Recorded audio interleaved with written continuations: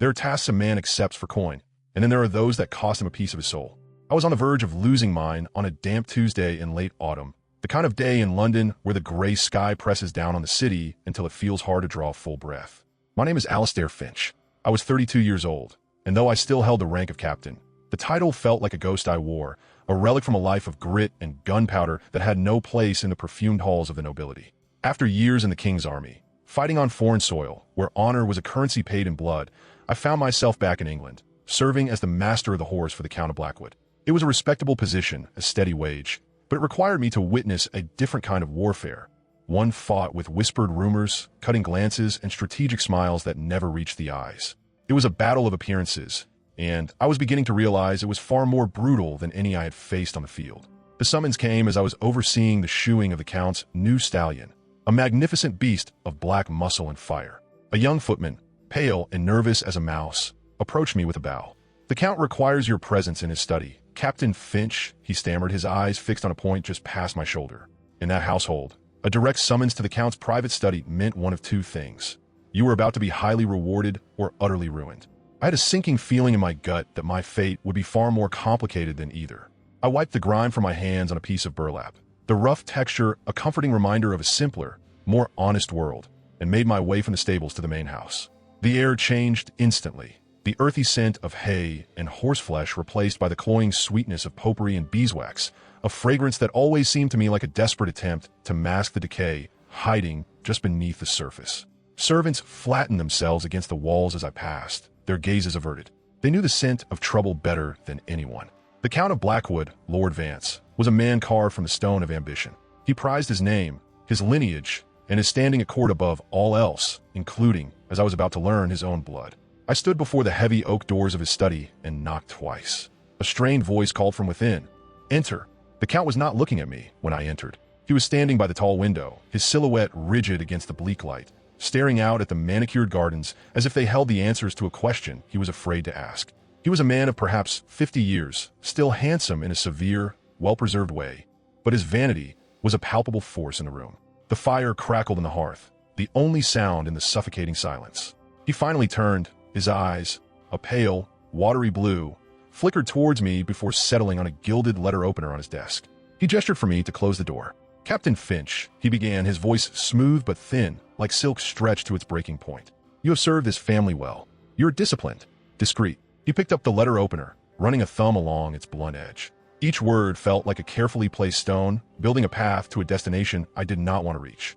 "I have a matter of great sensitivity, a family matter.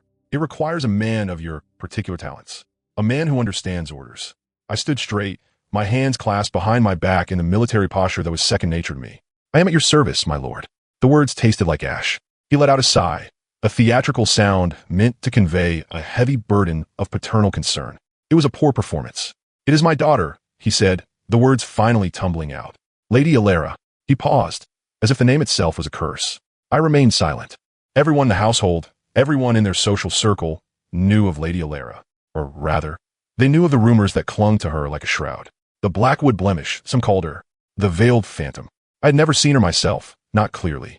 She was kept from sight, a source of profound shame for the image-obsessed Count.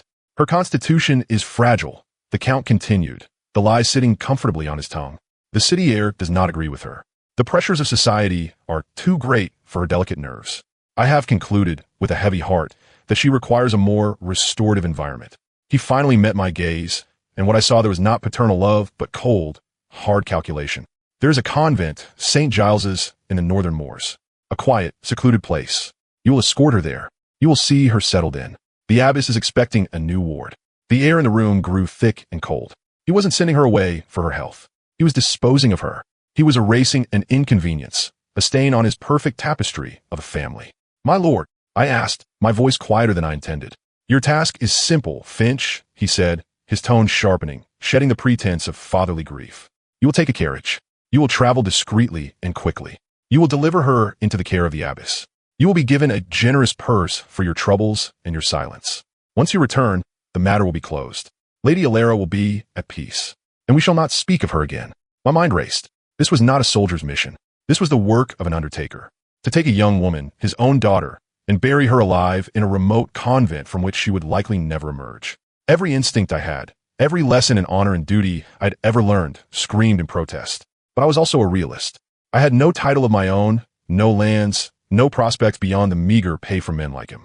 To refuse was to be cast out, penniless and without a reference, a pariah in the only world I now knew. The Count saw the conflict in my eyes. He placed a heavy purse on the desk. The clink of coins was obscene in the quiet room. "This is a test of your loyalty, Captain. To me. To this house." My own self-loathing was a bitter taste in my throat. I looked at the purse, then back at the man who would sell his own daughter's future for the sake of his pride. With a slow, deliberate movement, I stepped forward and took the purse. It felt heavier than any weapon I had ever carried. "I understand my orders, my lord," I said, my voice a dead thing. He gave a curt nod, a flicker of relief crossing his features before being replaced by his usual mask of aristocratic indifference. "Good. You will depart at dawn. See to the arrangements." He turned his back on me then, dismissing me as he had just dismissed his daughter, and returned to his vigil at the window. As I walked out of that study, the weight of the coins in my hand felt like a brand. I moved through the grand corridors of the house, but now they seemed like a crypt. I heard the faint sound of laughter from a distant drawing room, the high, brittle sound of the Countess and her friends, and it made my skin crawl. They were celebrating a victory I had just helped secure. In my mind, I tried to picture the woman I was tasked to escort.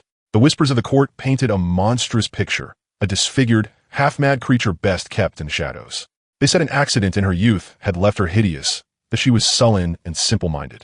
I had always dismissed it as cruel gossip, the way these people sharpen their teeth on the vulnerabilities of others. But now I was an agent of that cruelty. I had to believe the rumors, if only to make my task palatable. I had to believe I was removing a burden, not condemning an innocent. Just as I was about to turn towards the servants' stairs, I saw a movement at the far end of the long, tapestry-lined hall. A figure emerged from the shadows of a recessed doorway. It was a woman, small and slender, dressed in a gown of dark gray, the color of ash. Her head was bowed, and her face was completely obscured by a thick, black veil that fell from the brim of a modest bonnet to below her chin. She moved quickly, her steps light and silent, like a wraith. She clutched a book to her chest, as if it were a shield. As she passed through a sliver of weak light from a high window, I saw the starkness of her form against the opulent backdrop of the hall. She was a void in a world of garish color. She did not look up. She did not seem to breathe. She was just a flicker of darkness, a secret being hurried from one room to another. It had to be her, Lady Alara. In that moment, watching her disappear into another shadowed doorway, I did not feel disgust. I did not feel revulsion. I felt a profound and chilling pity, a feeling that did nothing to ease the growing sickness in my own stomach. This was the girl I was to lead to a cage. And I, a man who once prided himself on his honor, had just been bought to be her jailer. The dawn was a smear of bruised, purple, and gray when we departed. There was no fanfare, no tearful farewell. The Count did not show his face. Only a stern-faced butler was present to see the plain, unmarked carriage pull away, its wheels crunching softly on the gravel of the drive before meeting the damp cobblestones of the street. It was a departure designed to be forgotten. Inside, the carriage was a cramped, dark box upholstered in a faded, musty velvet that smelled of time and disuse. It was a cell on wheels, and we were its two prisoners. Lady Alara sat opposite me, as far in her corner as she could press herself, a small, still shape in the gloom. Her veil was down, her hands were clasped tightly in her lap over her book. She had not spoken a single word. She had not even looked in my direction. My orders had been to be discreet, and silence was the most discreet thing I could offer. For 2 days, we traveled north. The city's dense tangle of buildings gave way to rolling fields, then to dense, ancient woodlands. The world outside the window was a silent, shifting tapestry of greens and browns, but inside our little box, time stood still. The only sounds were the rhythmic clopping of the horses' hooves, the creak of the leather harnesses, and the groan of the axles. The silence was a living thing, a heavy blanket that smothered any possibility of connection. I found myself watching her, not with curiosity at first, but with a kind of clinical detachment. I was studying my charge, my cargo. I noted the slenderness of her frame, the way she seemed to fold in on herself, as if trying to occupy as little space in the world as possible. My guilt was a constant, low hum beneath my thoughts, a discomfort I tried to soothe by reminding myself of her father's words, of the court's cruel whispers. I was performing a necessary, if unpleasant, service. It was a lie that grew thinner with every passing mile. On the third day, the roads worsened. Autumn rains had turned the northern tracks into a morass of mud and ruts. The carriage, once a steady vessel, became a bucking, lurching thing. I kept my feet planted, my body braced from years of travel on rough terrain, but she was slighter, less prepared. We were descending a steep, wooded hill when the driver cursed and hauled on the reins. A wheel had plunged into a deep, unseen rut. The carriage pitched violently to one side with a sickening crack of wood. I was thrown against the door, but my gaze snapped to her. She was tossed from her seat, a small cry escaping her lips as she was flung across the small space. Instinct took over. I reached out, not to steady her, but to break her fall. My hand caught her arm, and in the chaotic moment, as the carriage righted itself with another groan, I heard a soft, tearing sound. Her bonnet had been knocked askew, and the edge of her thick veil had snagged on a metal latch on the window frame. A long, vertical tear had ripped through the fabric. For a moment that stretched into an eternity, I found myself looking directly at her face, unobstructed. The rumors, it turned out, were not entirely lies. There was a scar. It was a pale, silvered line that ran from her right temple down across the delicate curve of her cheek, ending near the corner of her mouth. It was not grotesque, not monstrous, but it was undeniable. Yet, it was not the scar that held my attention. It was her eyes. They were wide, the color of moss after a rain, and in them, I saw a flash of pure, undiluted terror. She expected recoil, disgust, perhaps even a cruel word. She flinched, pulling back as if she'd been struck, her hands flying up to cover her face, to hide the damage. "You are not hurt?" I asked, my voice rougher than I intended. She froze, her hands hovering near her cheeks. She seemed stunned that my first words were of concern. Slowly, she shook her head, her wide eyes still fixed on mine, searching for the revulsion she was so clearly conditioned to expect. I held her gaze. I did not look away. I did not grimace. I simply saw her, a young woman with a scar on her face, frightened and ashamed. And then the smallest, most astonishing thing happened. Her lips, the corner of which was touched by the end of the scar, trembled and then curved upward into a faint, hesitant smile. It was not a smile of joy or beauty in the way the court would define it. It was a flicker of humanity, a fragile offering of gratitude from a person who likely expected none. It was a ray of light in the darkest room, and it struck me with the force of a physical blow. In that instant, the cold edifice of my duty, the careful justifications I had built in my mind, began to crumble into dust.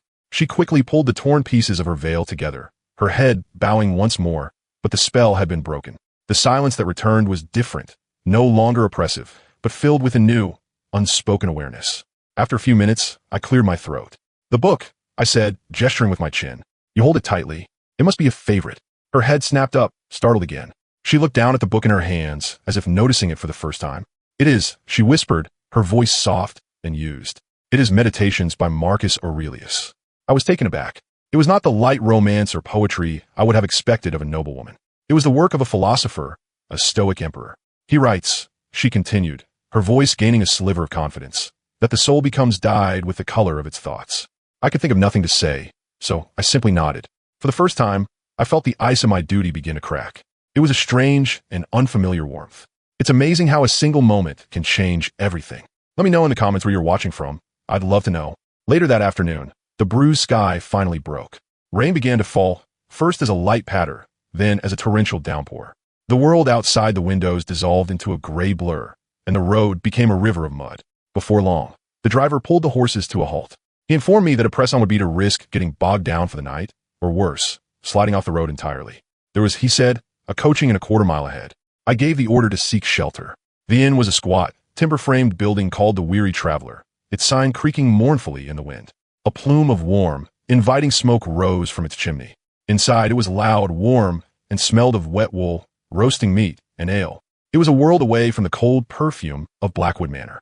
Alara hesitated at the door, clearly overwhelmed by the boisterous common room.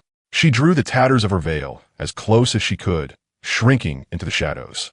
I secured 2 private rooms for us and a meal, then found a small, quiet table in a corner, away from the worst of the noise. As I ate, I watched her. She barely touched her food, her attention fixed on the room around her, a zoologist studying a strange new species. Then, the innkeeper's daughter, a small girl of no more than 5 with a mop of unruly red hair, tripped and fell near our table, letting out a frightened wail. Her father was busy at the bar. Before I could even move, Alara slid from her seat. She knelt by the crying child, her movements fluid and gentle. She ignored the stares of the other patrons. I heard her soft voice, though I could not make out the words. She reached out and, with a delicate finger, traced a pattern on the back of the child's hand. The little girl's sobs subsided, replaced by hiccups and a look of wide-eyed fascination. Within a minute, Alara had her giggling. I sat there, my half-eaten meal forgotten, and watched the scene unfold. This was the monster I was meant to dispose of. This gentle, kind soul who could soothe a crying child with a touch. This intelligent woman who read Roman philosophy. The Count hadn't just been cruel, he had been blind. He had a treasure in his house and saw only a flaw in the stone. As I watched her from across the common room, a dangerous thought entered my mind. The Count was not just wrong about her, he was a fool. And I was his instrument. I was the hand holding the hammer, ready to shatter something more valuable than he could ever comprehend. And I knew, with a certainty that settled deep in my bones, that I could not do it. If you're enjoying this story and want to see how Alistair's choice will define his future, please consider subscribing to the channel. Your support is what makes these stories possible. The following morning, the world felt new. The storm had passed, leaving behind a sky washed clean and a brilliant, watery sunlight that made every dewdrop on the window pane glitter. The air was crisp and smelled of rain-soaked earth. A decision, once made, has a way of clearing the fog from a man's mind. The path ahead was uncertain, fraught with peril and the certainty of ruin if I were discovered, but it was a path of my own choosing. It was the first choice I had truly made in years, and it felt like breathing again after being held underwater. I gave new orders to the driver, a simple man to whom one destination was as good as another, so long as he was paid. I told him we were heading west, towards the coast. He merely grunted his assent and turned the horses. Alara looked at me, a question in her moss-green eyes, as the carriage turned onto a different road. The tattered veil was back in place, but it felt like a formality now, a ghost of a barrier that no longer held any power. I sent a message ahead while we were at the inn. I lied, the words coming more easily than I expected. There's an illness, a fever, that has swept through the village near the convent. The abbess has requested we keep a safe distance for a time, for your protection. I told her I had been instructed to find a quiet place for her to wait for a fortnight or so, until word came that it was safe to proceed. It was a flimsy story, one that a suspicious mind might unravel, but she was not suspicious. She simply searched my face for a moment, and whatever she saw there seemed to satisfy her. She gave a small, almost imperceptible nod and turned to look out the window at the new, unknown landscape unfolding before us. I cannot tell if she was relieved or simply resigned, but she did not question me. She trusted me. The weight of that trust was both a burden and a gift. We traveled for another day, the landscape growing wilder and more beautiful. The manicured fields and tame woodlands gave way to rugged hills and windswept moors that blazed with purple heather. I could smell the salt in the air long before we saw the sea. I was guiding us toward a memory, a small cove I had stumbled upon years ago, after I first left the army, a place I had gone to wash the scent of war from my soul. I prayed the cottage I remembered would still be standing, and that it would be empty. Fortune, it seemed, had decided to favor my reckless plan. Tucked away in a small, grassy hollow, sheltered from the worst of the wind and looking out over a crescent of white sand, was the cottage. It was small, built of sea-bleached wood and gray stone, with a roof of heavy slate. It was deserted, weathered but solid. It was perfect. The first few days were a blur of labor. The cottage was thick with dust and the ghosts of its former occupants. We worked together, a silent, efficient team. I unboarded the windows, letting the brilliant coastal light flood the dusty rooms. I cleared the hearth and chimney of birds' nests, repaired a leak in the roof, and chopped a mountain of driftwood for the fire. Alara, to my surprise, was not the fragile doll the court believed her to be. She was practical and tireless. She swept and scrubbed, aired out the musty linens she found in a sea chest, and discovered a small, overgrown herb garden behind the cottage, which she tended to with a determined focus. In our shared work, the final barriers of our former lives, of captain and lady, of guard and prisoner, dissolved completely. We were simply Alistair and Alara, two people trying to build a small pocket of warmth against a cold world. On the morning of our fourth day, she emerged from her small room without her bonnet, without her veil. She had tied her dark hair back with a piece of twine, and her face was open to the morning light streaming through the clean window. I was stoking the embers of the fire back to life, and I looked up as she entered. She froze for a second, her hand rising instinctively towards her cheek, a familiar gesture of shame. I did not allow my gaze to linger on the scar. Instead, I met her eyes directly and gave her a small smile. "Good morning, Alara," I said, as if it were the most natural thing in the world. And to me it was. I realized then that I no longer truly saw the scar. It was simply a part of her, like the color of her eyes or the shape of her hands. It was a silver river on the landscape of her face, and it did not diminish the light that shone from within her. The true disfigurement, I thought, was the veil she had been forced to wear. She let her hand drop, and a slow, genuine smile spread across her face in return. From that day on, the veil remained in the sea chest, buried with the life she had left behind. Our days fell into a simple, peaceful rhythm. I would spend the mornings on the shore, fishing or gathering shellfish, while she would read or tend her garden. In the afternoons, we would walk along the beach, the wind whipping color into her cheeks, the sea air slowly chasing the shadows from her eyes. It was on these walks that we truly began to talk. She asked me about the army, and I found myself telling her things I had never spoken of to anyone. I did not speak of glory or heroism, but of the cold, the fear, the bone-deep weariness, and the fierce loyalty that bound men together in the face of death. I told her how it felt to be an outsider at court, a man who knew how to handle a sword but not a witty retort. In return, she opened up the pages of her own life. She spoke of a lonely childhood spent in the company of books, of a father who could not bear to look at her after the riding accident that had left its mark, of a court that treated her like a disease. Her mind, I discovered, was a brilliant and beautiful thing. She could debate philosophy, recite poetry that would make a grown man weep, and speak of the natural world with the passion of a true scholar. She was not sullen. She was thoughtful. She was not simple-minded. She was more intelligent than anyone I had ever met. She was not ugly. She was the most beautiful woman I had ever known. And I was, to my own profound astonishment, falling deeply in love with her. It wasn't a single moment, but 1,000 small ones. The way she would bite her lip when she was concentrating on a passage in her book. The sound of her unexpected laughter when a mischievous wave soaked my boots. The quiet way she would place a cup of hot herbal tea beside me when I was mending my fishing nets by the fire in the evening. Love, I learned, was not a lightning strike. It was a slow, steady tide, rising quietly until you found yourself completely submerged. One afternoon, the sea was as calm as glass.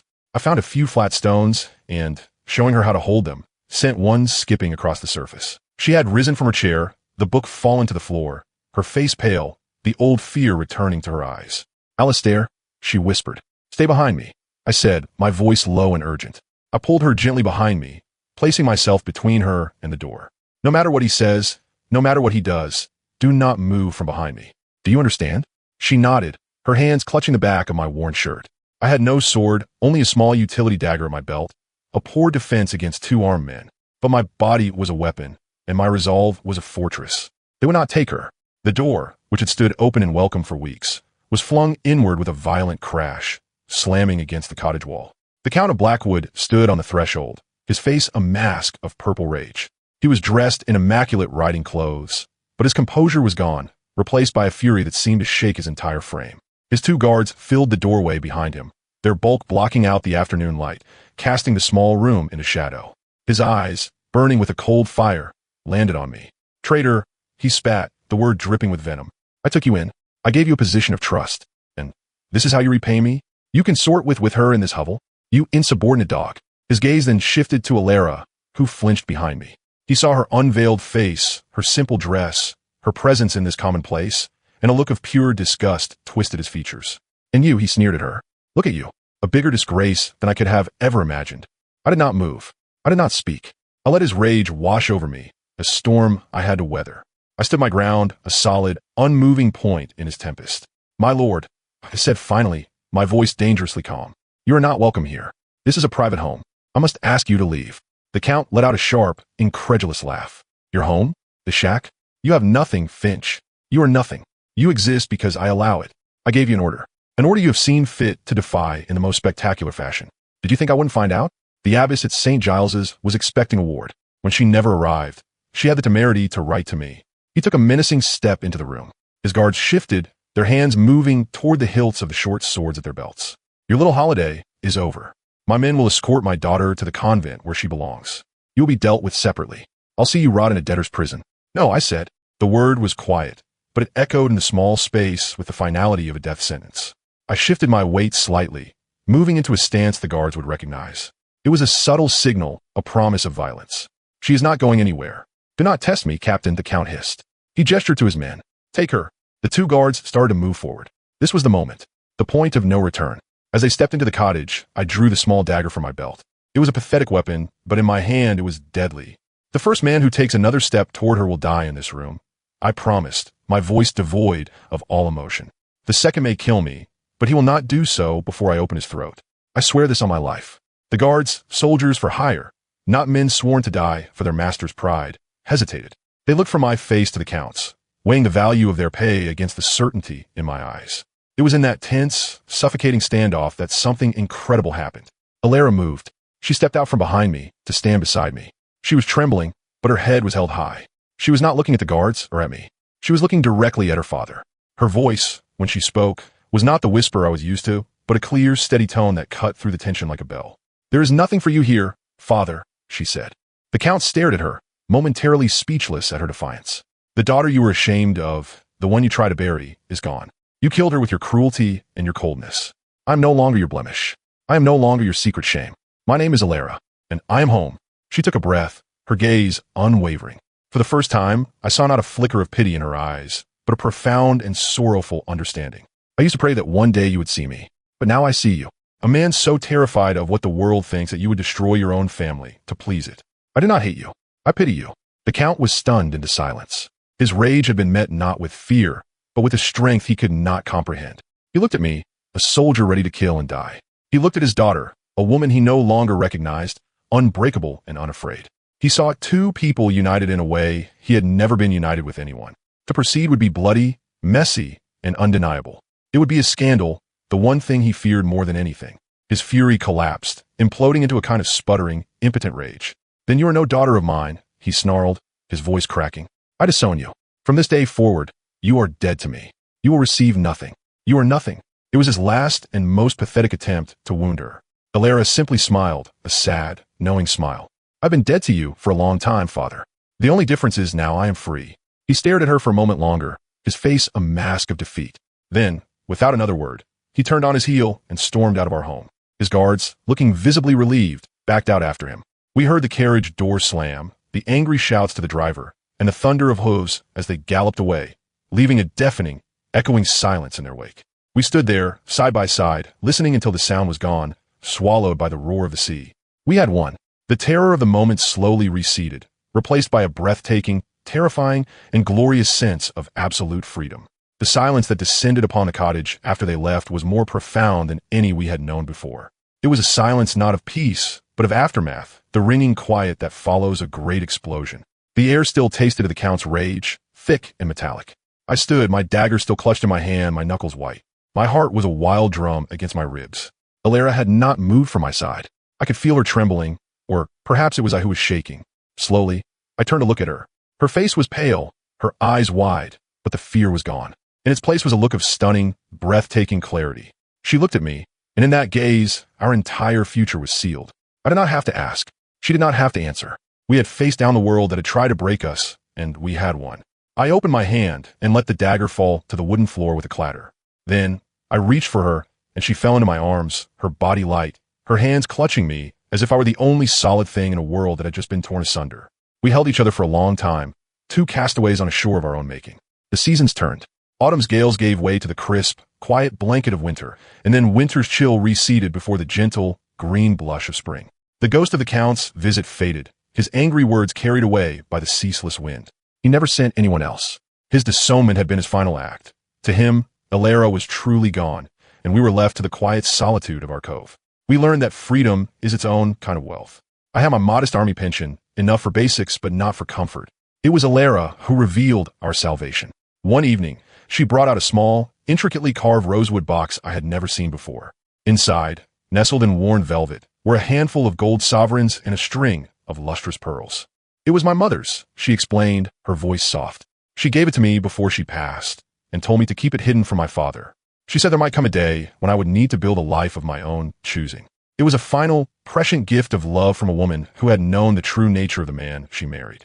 It was not a fortune, but it was enough. It was the foundation upon which we could build. That spring, when the wildflowers carpeted the cliffs in a riot of blue and yellow, we were married. There was no priest, no ceremony, no witnesses save for the gulls circling high above and the ancient, watching sea. We stood on the cliff's edge at sunset, the sky painted in hues of rose and gold, and we spoke our own vows. I promised to be her shield and her shelter, to honor the brilliant light of her mind and the profound kindness of her heart. She promised to be my anchor and my harbor, to share her thoughts, her dreams, and her laughter with me. I took the single, perfect pearl from her mother's necklace and had it set in a simple silver ring I bought from a traveling tinker. As I slid it onto her finger, I looked at her face, illuminated by the dying sun. The scar was a part of her, a testament to the life she had survived. But it was her smile that held all the beauty in the world. Our life was woven from simple threads. We expanded the garden, and I, the soldier who had known only destruction, learned the quiet miracle of coaxing life from the soil. Alara, who had only ever read about the world, became a student of its realities. She learned the names of the coastal birds, the patterns of the tides, the secrets of the herbs that grew wild on the hills. I taught her how to navigate by the stars, and she taught me the philosophies of the men who had first tried to chart them. Her books were no longer an escape from her life. They were a part of it, a wellspring of knowledge and joy that she shared with me in the long, quiet evenings by the fire. We were rarely lonely, for we had the best of company in each other. I watched her transform. The shy, haunted creature from the dark corridors of Blackwood Manor was gone forever. In her place was a confident, radiant woman who moved with purpose, who laughed freely, whose eyes shone with an insatiable curiosity about the world. She began to write, filling a leather-bound journal with her observations, her thoughts, and beautiful, soaring poetry that captured the wild spirit of our coastal home. She had found her voice, not just to speak, but to create. And in watching her, I found my own peace. The ghosts of war that had haunted my quiet moments finally fell silent, replaced by the gentle rhythm of our shared life. And so the years have passed. I'm an old man now, my hair the color of sea foam, my hands gnarled from work and time. Alara sits across from me, her own hair a beautiful silver, her face a lovely map of the life we have lived together. The scar on her cheek is still there, a faint, pale thread that I've traced with my thumb 1,000 times. It is a reminder not of a flaw, but of the strength it took to survive a world that tried to discard her. Sometimes, I think back to that day in the Count's study, to the man I was cynical, lost, and willing to trade his soul for a steady wage. It feels like a lifetime ago, a story about someone else. I was tasked with disposing of something the world deemed ugly and worthless. Instead, I found a treasure beyond all measure. I was sent to bury a blemish and discovered a thing of perfect beauty. It was the greatest lesson of my life. True beauty is not found in a flawless face or a perfect form. It is the breathtaking light of a resilient spirit that has refused to be extinguished by the darkness. True honor is not found in blind obedience to cruel masters, but in the courage to defy them, to stand and protect what is good and right, no matter the cost. I learned that the brightest lights are often found in the places society has cast in shadow, and that the greatest and most profound love is found not by seeking perfection in another, but by seeing the perfect, beautiful, undeniable humanity in all their imperfections. I looked at the woman across from me, her eyes meeting mine over the firelight, her hand reaching for mine, and I knew I was the wealthiest man who had ever lived. Thank you for joining me on this journey. To ensure you don't miss another story of love and redemption, please subscribe to the channel.